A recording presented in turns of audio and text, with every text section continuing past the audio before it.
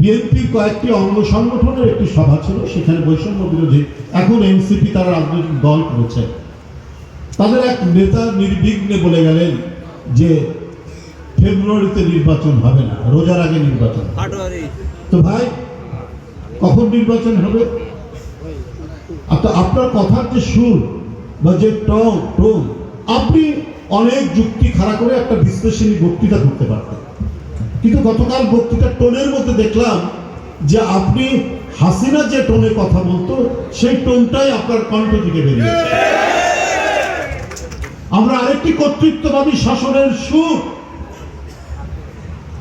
কর্তৃত্ববাদী একজন শাসকের যে অ্যাটিটিউড, মনোভাব, কালকে আমরা তার বক্তব্য থেকে পেলাম ছেলে মানুষ, কয়েকদিন আগেই ছাত্র ছিল, কিন্তু এইরকম আচরণ হবে কেন? এটা তো হওয়া উচিত না।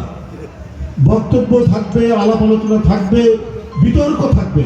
বিতর্ক তো হচ্ছে গণতন্ত্রের সৌন্দর্য।